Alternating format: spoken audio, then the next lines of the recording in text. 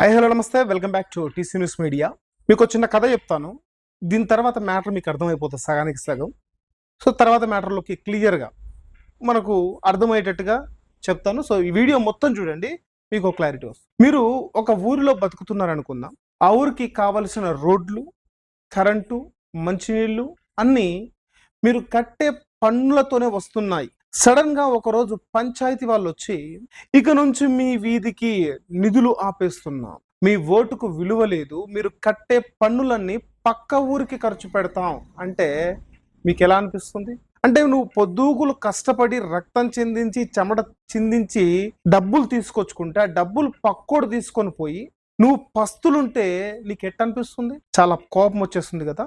కానీ ఢిల్లీలోని పార్లమెంటు సాక్షిగా దక్షిణ భారతదేశానికి జరగబోయేది అక్షరాల ఇదే. అవును, ఒకవేళ డీలిమిటేషన్ 2026 గనక కేంద్ర ప్రభుత్వం అనుకున్నట్టు జరిగితే భారతదేశ ఆర్థిక వ్యవస్థను తమ భుజాలపై మోస్తున్న మన దక్షిణ భారత రాష్ట్రాలు జాతీయ రాజకీయాల్లో కేవలం ఒక మూగ ప్రేక్షకుడిగా, ఒక బానిసగా మిగిలిపోతాయి. మొన్న ఏప్రిల్ 16 నుండి 18 వరకు ఢిల్లీ పార్లమెంట్లో జరిగిన హైడ్రామా గురించి మీకు తెలుసు. మహిళా రిజర్వేషన్లకు ఈ డీలిమిటేషన్కు ముడిపెట్టి కేంద్రం ఆడిన నాటకం అసలు ఏంటి? అమిత్ షా గారు అందరికీ అంటే అన్ని రాష్ట్రాలకి 50% ఎంపీ సీట్లు పెంచుతాం అని బంపర్ ఆఫర్ ఇచ్చినా ప్రతిపక్షాలు ఎందుకు వద్దన్నాయి? అసలు ఒకవేళ ఆఫర్ తీసుకుంటే వచ్చే రాజ్యాంగపరమైనటువంటి సంక్షోభం ఏంటి? అసలు నరేంద్ర మోడీ గారి అసలు పొలిటికల్ మాస్టర్ ప్లాన్ ఏంటి? ఎవరు ఒప్పుకున్నా ఒప్పుకోకపోయినా ఈ వీడియోలో నేను చెప్పబోయే ప్రతి అక్షరం, ప్రతి నెంబర్ ఒక చేదు నిజం. ఇది మన బతుకులకు, మన పన్నుల డబ్బులకు, మన భవిష్యత్తుకు సంబంధించిన అస్తిత్వ పోరాటం. ఎక్కడ స్కిప్ చేయకండి, పూర్తిగా వీడియో చూసే ప్రయత్నం చేయండి. చాలా అద్భుతమైన విషయాలు చెప్పబోతున్నాను. ఫైనల్ కట్ వరకు కూడా అద్భుతమైన మ్యాటర్ మీకు కన్వే కాబోతుంది వీడియో ద్వారా, కాబట్టి అస్సలు స్కిప్ చేయకండి ఈ వీడియోని.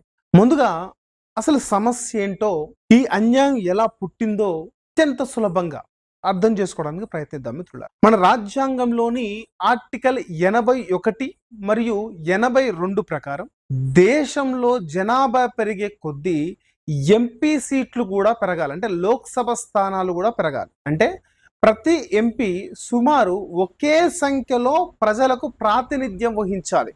దీన్ని ఒక వ్యక్తి ఒక ఓటు ఒక విలువ, అంటే 1 person 1 vote 1 value అంటారనమాట. దీనికోసం ప్రతి 10 ఏళ్లకోసారి జనాభా లెక్కలు పూర్తయ్యాక నియోజకవర్గాలను పునర్విభజిస్తారు అనేది వాస్తవం. దీన్నే డీలిమిటేషన్ అని అంటారు. అయితే మన దేశంలో 1952, 1963 మరియు 1973లో ఇలా చేశారు.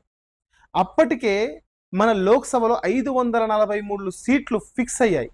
కానీ 1970ల తర్వాత అసలు కథ మొదలయ్యింది.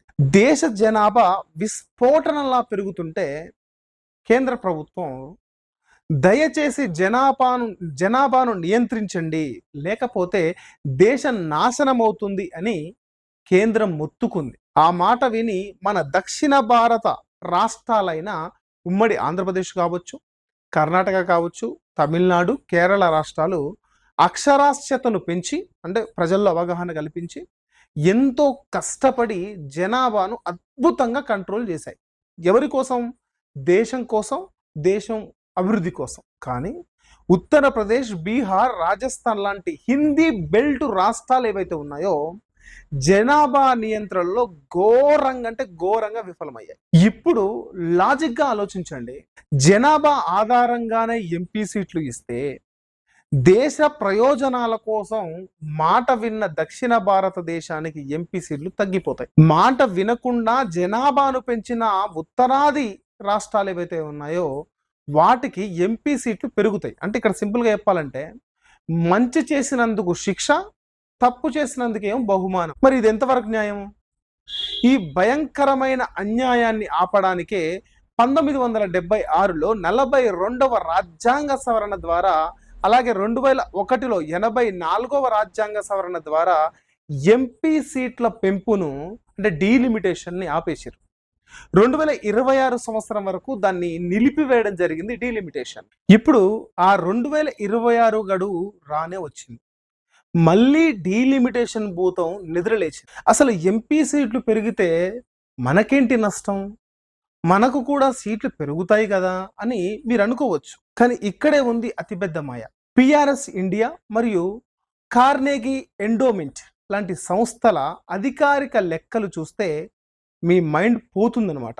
ప్రస్తుతం 543 సీట్లు ఉన్న లోక్సభకు అంటే ఈ లోక్సభని 850 స్థానాలకు పెంచాలని కేంద్రం ఒక ప్రతిపాదన తీసుకొచ్చింది మొత్తం మీద. అంటే ప్రతిపాదించింది. ఒకవేళ 2011 జనాభా లెక్కల ఆధారంగా సీట్లను పునర్విభజిస్తే ఏం జరుగుతుందో తెలుసా? ఉత్తరప్రదేశ్ రాష్ట్రానికి ప్రస్తుతం 80 ఎంపీ సీట్లు ఉన్నాయి అక్కడ. రేపు ఆ రాష్ట్రానికి 133 లోక్సభ ఎంపీ సీట్లు పెరుగుతాయి.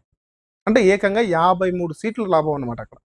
అదే బీహార్ కూడా చూసినట్టయితే అక్కడ కూడా ఎంపీ సీట్లు భారీగా పెరిగే అవకాశం ఉంది.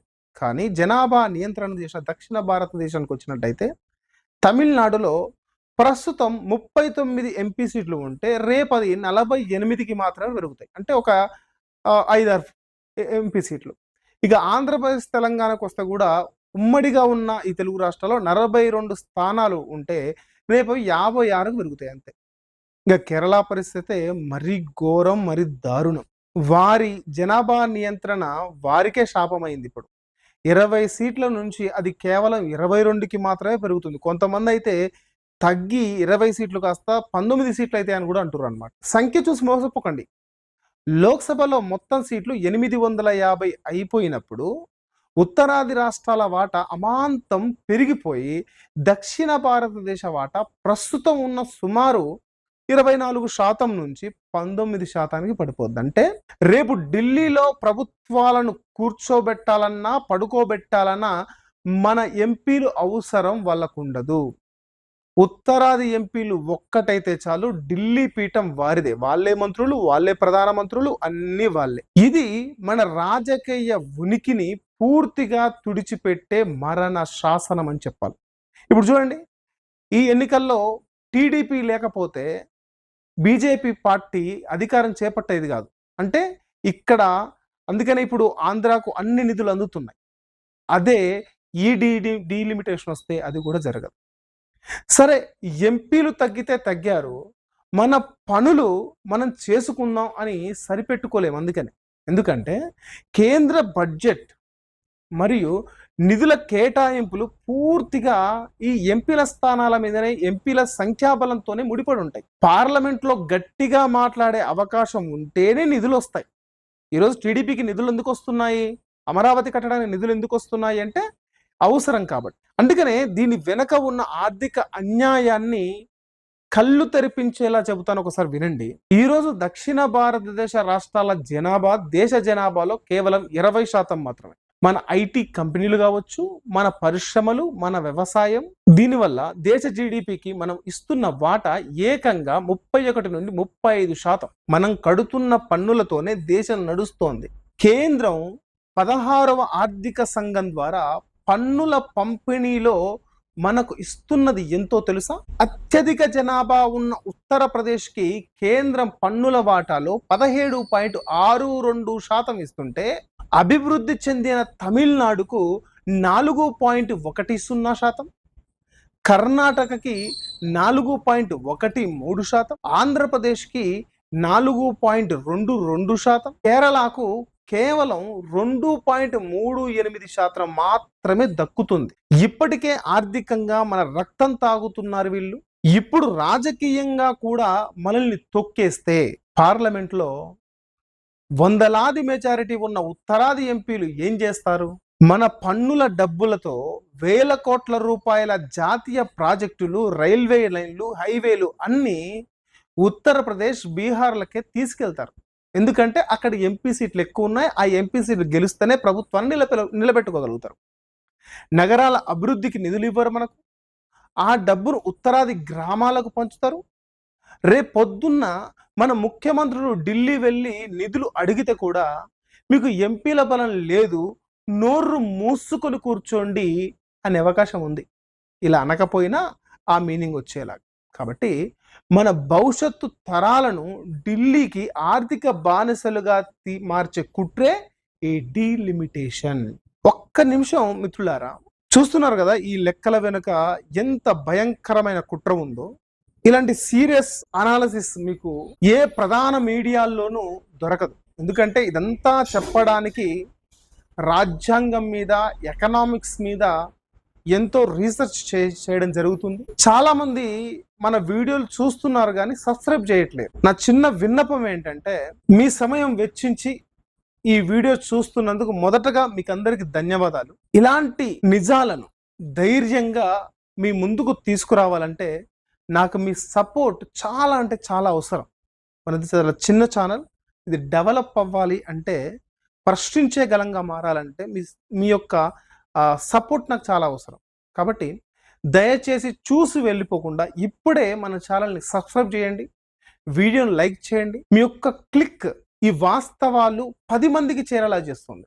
కాబట్టి ప్లీజ్ సపోర్ట్ అస్. ఇప్పుడు అసలు పాలిటిక్స్లోకి వద్దాం. కేంద్రంలో ఉన్న బీజేపీ ప్రభుత్వం, నరేంద్ర మోడీ గారు దక్షిణ భారతదేశానికి ఎందుకు అన్యాయం చేయాలని చూస్తున్నారో ఒక్కసారి ఆలోచిద్దాం. బయటికి వాళ్ళు ఇది చెప్పరు, అన్యాయం చేయము, అందరికి ఒకటే తిరగ చూస్తాం, దేశం అంటే అంతా అంటారు. ఇంకా వాళ్ళు చెప్పే మాటలు మనం మస్తు తింటాం. కానీ దీని వెనుక ఒక బలమైన మాస్టర్ ప్లాన్ ఉంది మిత్రులారా. ఎందుకంటే దక్షిణ భారతదేశంలో అక్షరాస్యత ఎక్కువ. ఇక్కడ ప్రాంతీయ పార్టీల బలం చాలా ఎక్కువగా ఉంటుంది. తమిళనాడులో ఉంటే డిఎంకే లేదా ఇప్పుడు విజయ్ పార్టీ కావచ్చు, ఏపీలో టీడీపీ లేదా వైసీపీ, తెలంగాణలో కాంగ్రెస్ లేదా బీఆర్ఎస్ లేకపోతే ఇంకో పార్టీ రావచ్చు తెలంగాణలో, కేరళలో కమ్యూనిస్టులు. ఇలా ప్రతి రాష్ట్రంలో బలమైన పార్టీలు ఉన్నాయి. ఇక్కడ బీజేపీకి సీట్లు రావడం అనేది చాలా కష్టం. అదే ఉత్తరప్రదేశ్లో, మధ్యప్రదేశ్లో, రాజస్థాన్ లాంటి హిందీ బెల్ట్ రాష్ట్రాల్లో బీజేపీకి తిరుగులేని ఓటు బ్యాంక్ ఉంది. కాబట్టి లోక్సభ స్థానాలను 850కి పెంచి అందులో జనాభా పేరుతో కేవలం హిందీ బెల్ట్ రాష్ట్రాలకే గుండు గుత్తగా 150కి పైగా సీట్లు పెంచేసుకుంటే రేపొద్దున్న దక్షిణ భారతదేశంలో ఒక్క ఎంపీ సీటు గెలవకపోయినా పర్లేదు, కేవలం ఉత్తరాది ఎంపీల బలంతో ఢిల్లీ పీఠాన్ని శాశ్వతంగా కైవసం చేసుకోవచ్చు అనేది వాళ్ళ వ్యూహం అని రాజకీయ విశ్లేషకులు చెబుతున్న మాట. సౌత్ సపోర్ట్ లేకపోయినా పర్వాలేదు, అధికారం మాదే అనే లెవెల్కు వెళ్ళడానికే ఈ డీలిమిటేషన్ వ్యూహం. ఎందుకంటే ఇప్పుడు టీడీపీ సపోర్ట్ లేనిది ఇప్పుడు బీజేపీ సెంట్రల్లో ఉండేది కాదు కదా. ఇంకోసారి దక్షిణ భారతదేశం యొక్క సపోర్ట్ తీసుకోకుండా వీళ్ళని డంబిలం చేయాలి దక్షిణ భారతదేశ ఎంపీలను అనేది వీళ్ళ కుట్ర. ఈ కుట్రను అమలు చేయడానికి వాళ్ళు వాడిన బ్రహ్మాస్త్రమే మహిళా రిజర్వేషన్. దేశంలో ఏ పార్టీ కూడా మహిళలకు 33% రిజర్వేషన్లు ఇవ్వడానికి వ్యతిరేకించదు. దాన్ని అట్టుపెట్టుకొని మాత్రం మహిళలకు రిజర్వేషన్ ఇవ్వాలంటే ముందుగా 2011 జనాభా లెక్కల ప్రకారం డీలిమిటేషన్ చేసి తీరాలి అని ఏప్రిల్ 16న పార్లమెంటులో 131వ రాజ్యాంగ సవరణ బిల్లును ప్రవేశపెట్టారు బీజేపీ వాళ్ళు. అప్పుడు మొదలైంది అసలు రచ్చ.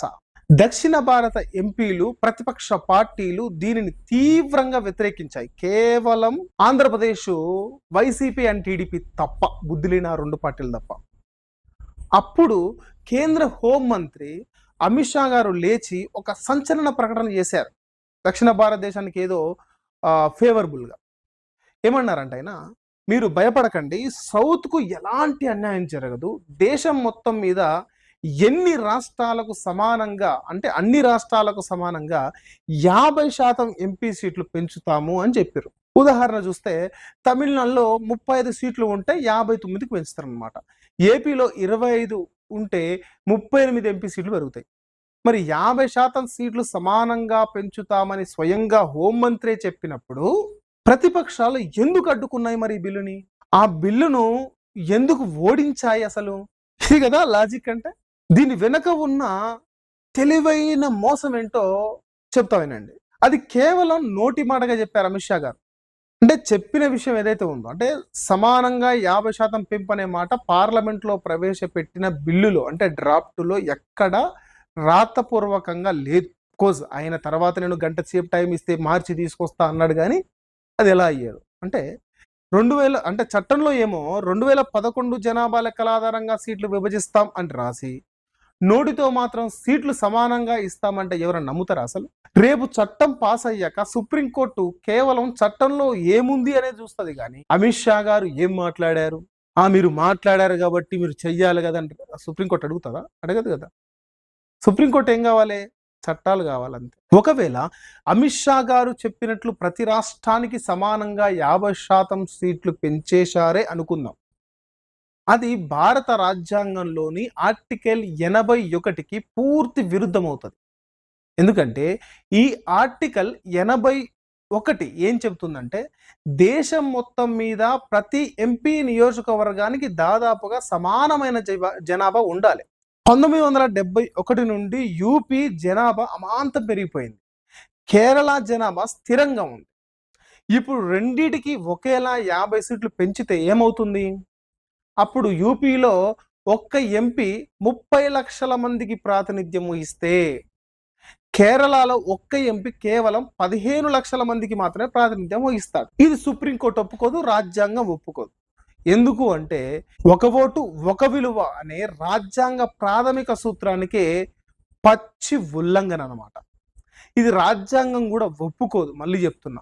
అందుకే హోంమంత్రి గారు ఇచ్చింది కేవలం ఒక బూటకపు హామీ అని న్యాయ నిపుణులు తేల్చేశారు. అందుకే ఏప్రిల్ 17న లోక్సభలో ఓటింగ్ జరిగినప్పుడు ఇండియా కూటమి ఎంపీలు అందరూ ఏకతాటిపై నిలబడి ఈ బిల్లును వ్యతిరేకించారు. అంటే దాదాపుగా 528 మంది ఎంపీలు ఓటింగ్లో పాల్గొనగా బిల్లుకు అనుకూలంగా 298 ఓట్లు వచ్చినాయి, వ్యతిరేకంగా 230 ఓట్లు పడ్డాయి. అంటే రాజ్యాంగ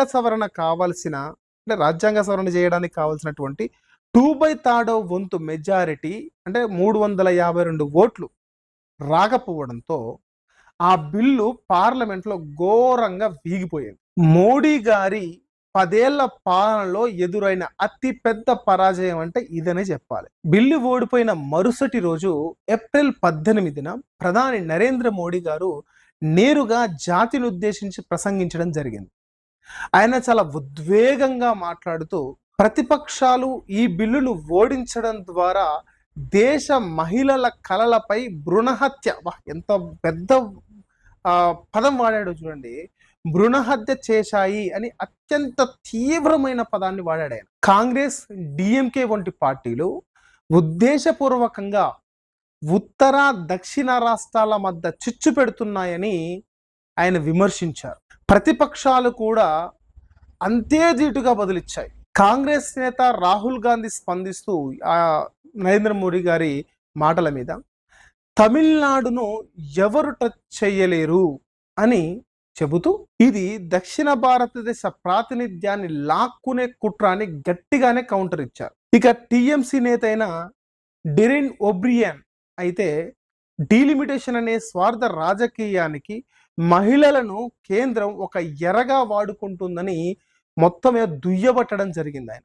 మరోవైపు దక్షిణ భారతదేశ ముఖ్యమంత్రులు అందరూ చెన్నైలో జాయింట్ యాక్షన్ కమిటీ పేరుతోని అందరూ ఒకటై కూర్చున్నారు. అంటే తమిళనాడు సీఎం స్టాలిన్ గారు కావచ్చు, ఆయన ఏమంటారంటే స్టాలిన్ గారు, ఇది కేవలం నిరసన కాదు, మన అస్తిత్వాన్ని కాపాడుకునే యుద్ధం అని ప్రకటించారు. అంటే ఈ కమిటీలో ఉన్నటువంటి కేరళ, తెలంగాణ, కర్ణాటక సీఎంలు కూడా పాల్గొని జనాభా ఆధారిత డీలిమిటేషన్ ను పూర్తిగా వ్యతిరేకించారు. నిజం చెప్పాలంటే మహిళా బిల్ అనేటటువంటిది మన బీజేపీకి ఇష్టం లేదు. దాని గురించి లాస్ట్ లో చిన్న మాట చెప్తా తర్వాత. ఎందుకంటే మరి ఇంతటి సంక్షోభానికి రాజ్యాంగపరమైనటువంటి పరిష్కారం లేదా అంటే ఖచ్చితంగా ఉంటది రాజ్యాంగపరంగా.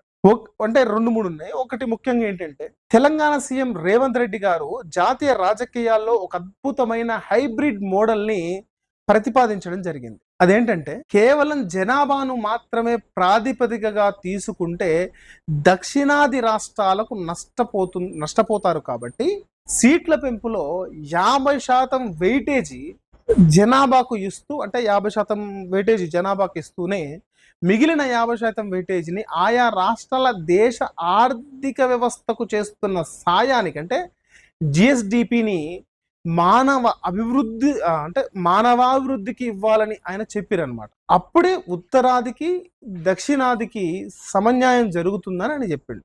ఇక రెండోదొచ్చేసి ఏంటంటే అమెరికా సెనెట్ మోడల్. అంటే లోక్‌సభలో జనాభా ఆధారంగా సీట్లు ఇచ్చినా అంటే ఎక్కువ తక్కువలైతాయి కాబట్టి అప్పుడేం చేయాలి?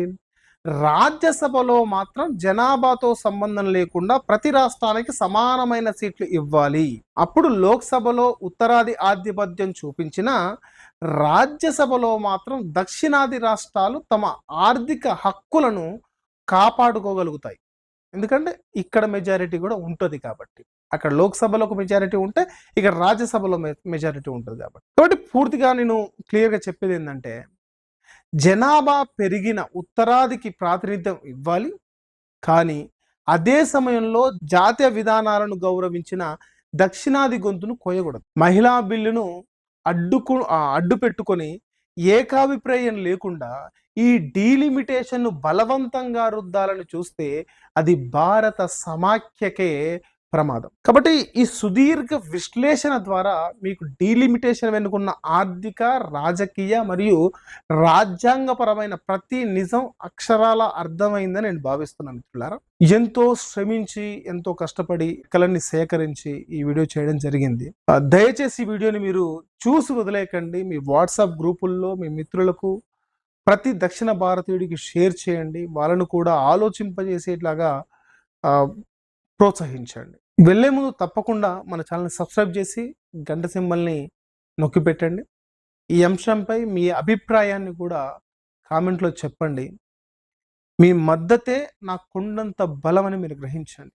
అయితే లాస్ట్‌గా ఒక విషయం మర్చిపోయాను. ఏంటంటే నిజంగానే బీజేపీకి మహిళల పట్ల చిత్తశుద్ధి ఉంటే మొదటగా ఏం చేయాలి?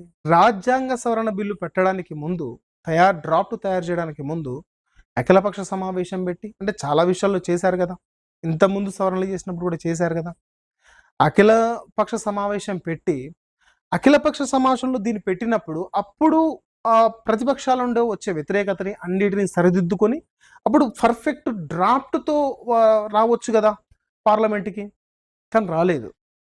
ఎందుకంటే బీజేపీకి కూడా ఇది ఇష్టం లేదు. కానీ ఇప్పుడు ఎందుకు తెచ్చిండ్రు మరి అందులో గమనించండి. ప్రత్యేకంగా వీటి కోసమే. ఇప్పుడంత అవసరం ఏమొచ్చింది అంటారా? ముఖ్యంగా పశ్చిమ బెంగాల్ ఎలక్షన్స్, తమిళనాడు ఎలక్షన్స్ ఉన్నాయి. ఈ ఎలక్షన్స్‌లో ఇప్పుడు పశ్చిమ బెంగాల్‌లో అఫ్‌కోర్స్ బీజేపీ గెలుస్తదని దాదాపుగా ఖరారైపోయినట్టుగా అనిపిస్తున్నప్పటికీ అక్కడ దీదీకి మహిళా ఓట్లు ఎక్కువ. సో ఇక్కడ వీళ్ళను లాక్ చేసేస్తే అక్కడ వీళ్ళ ఓట్లను అంటే మహిళా ఓట్లను లాక్కోవచ్చు అనేది ఇలా స్ట్రాటజీ లాగా కనబడుతుంది. మోడీ స్ట్రాటజీ లాగా. ఎందుకంటే ఆ ఎలక్షన్స్ తర్వాత పెట్టొచ్చు.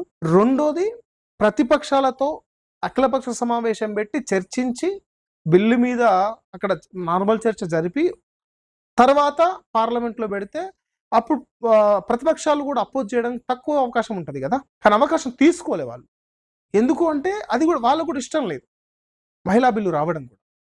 దీన్ని ఒక రాజకీయంగా వాడుకోవాలని మాత్రమే చూస్తున్నారు. నిజంగా వాళ్ళకి చిత్తశుద్ధి ఉంటే బీజేపీకి నరేంద్ర మోదీ గారికి చిత్తశుద్ధి ఉంటే ఇంత ఆధారబాధారగా పెట్టాల్సిన అవసరం లేదు. అందులోనూ మహిళా రిజర్వేషన్‌కి, డీలిమిటేషన్‌కి లింక్ పెట్టడం కూడా కరెక్ట్ కాదు. నిజంగా వాళ్ళకి చిత్తశుద్ధి ఉంటే ఇప్పుడే అంటే డీలిమిటేషన్ ముందే అమలు చేసి తర్వాత చేయొచ్చు. లేదా ఎలక్షన్స్ తర్వాత చేయొచ్చు. లేదా అఖిలపక్ష సమావేశం పెట్టి బిల్లులో ఏమన్నా అటు ఇటు ఉన్నాయో గమనించుకొని సలహాలు తీసుకొని అప్పుడు బిల్లు పెట్టొచ్చు. కానీ ఇవన్నీ తీసుకోకుండా కేవలం డైరెక్ట్‌గా పెట్టి భ్రూణ హత్యలు ఏదో అని ఎమోషనల్ డైలాగ్స్ చెప్పి బీజేపీ ఎప్పుడు చేసేటటువంటి పనులే అవి చేసి పశ్చిమ బెంగాల్, తమిళనాడులో ఓట్లు దండుకోవడం కోసం మాత్రమే వీళ్ళు చేసిన స్ట్రాటజీ. సరే మీరు అడగొచ్చు డీలిమిటేషన్ జరగదని. ఖచ్చితంగా జరుగుతుంది. మహిళా రిజర్వేషన్ ఖచ్చితంగా వస్తుంది. వీళ్ళనుకున్న ఏదైతే సవరణ 131 సవరణ ఏదైతే ఉందో అది కూడా జరుగుతుంది. ఎందుకు జరుగుతుంది అంటే ఇప్పుడంటే మెజారిటీ బీజేపీకి లేదు. కానీ ఫ్యూచర్‌లో మెజారిటీ వస్తుంది. ఆ మెజారిటీ వచ్చినప్పుడు ఖచ్చితంగా వీళ్ళు అనుకుంటున్నటువంటి డీలిమిటేషన్ బిల్లు కావచ్చు, ఇంకో బిల్లు కావచ్చు ఖచ్చితంగా అమలు చేస్తారు. లేదు మాకు అన్యాయం జరగొద్దు అనుకుంటే మీరు ఒక స్టాండ్ తీసుకొని ముందర రావాల్సి ఉంటుంది. ఏదైనా గుడ్డిగా మనం నమ్మొద్దు. సాక్ష్యాలు, ఆధారాలతో నమ్మాలి. ఒక పార్టీకి వ్యతిరేకంగా మాట్లాడినంత మాత్రాన వేరే పార్టీ వాడు అనుకునే అజ్ఞానులకు నేనేం చెప్పలేను గానీ, సైంటిఫిక్‌గా మాట్లాడే వాళ్ళకు మాత్రమే, ఆలోచించే వాళ్ళకి మాత్రమే నేను ఈ వీడియో డెడికేట్ చేస్తూ, ఈ వీడియోలో ఇంకా మీకు సందేహాలేమైనా ఉంటే ఖచ్చితంగా కామెంట్ బాక్స్‌లో తెలియజేయండి. నేను ఖచ్చితంగా దానికోసం ప్రత్యేక వీడియో కూడా చేస్తాను. ఈ వీడియో కింద మరో వీడియోలో మళ్ళీ కలుసుకుందాం. నేను మీ సతీష్ స్వప్నం. జై భీమ్.